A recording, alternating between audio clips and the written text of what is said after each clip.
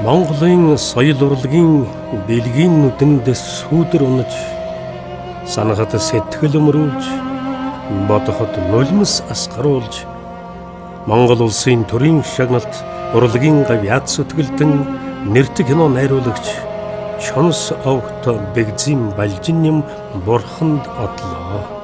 Юутай харамсалтай. Энэ хүний бүхий л амьдрал бодох, сэдэх, бүтээхэд зориулагдаж, өөрийн он цагийг эзэгнсэн ухаалаг, оюуны хэрэгүй уран бүтээлч байлаа. Эртний Монголын эрэл ихэг түүхийг биендээ нэвчээж, өөртөө хурсан гэрэл гэгээгэн хүнд зориулан асгаж, Мандухай цэцэн хатан 4 ангит кино, Мөнх тэнгэрийн хүчин дор 3 ангит уран сайхны кино бүтээсэн. Энэ кинонуудаар Монголын эзэн төрний түүх, өнгө гэрэл үйл явдлаар хүнд нойрносон сэрсэн билээ.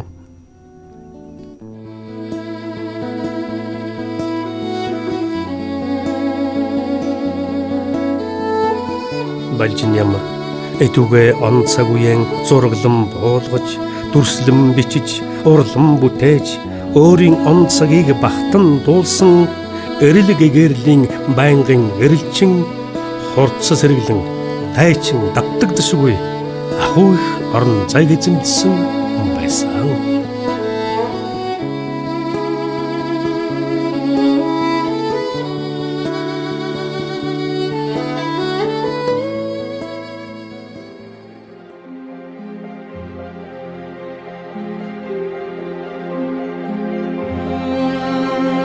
Монгол орн байсан цагт энэ хүмүүс мартагдахгүй ашид үргэлжилнэ. Эрт одоо ирээдүй 3 цагт мөнх оршоо. Яагаад гэвэл бүхий л уран бүтээлдээ ертөнцийн 3 цагийг, Монголын түүхийн 3 цагийг үлдээж чадсан хосгүй уран бүтээлч билээ.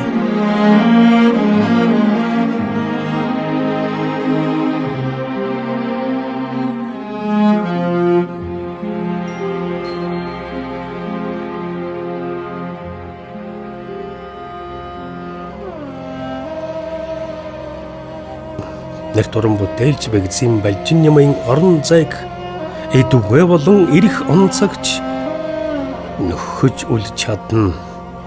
Монголын урлагийг нэгэн их найрал хөгжим гэвээс түүний нэгэн ухаалаг, уянгалаг хөгжмийн их шиг тасарлаа.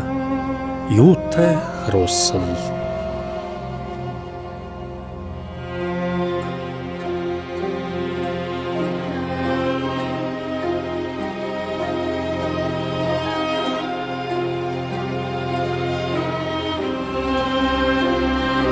Дэлгэцийн бүтээлд нэгэн цагийг эзэгнэнхэн амьдарсан Монгол улсын төрийн шагналт урлагийн гавьяат зүтгэлтэн нэртэй кино найруулагч Чонс огт Бэгзим Балжинням энэ цаг дор мөнх хөрлөө.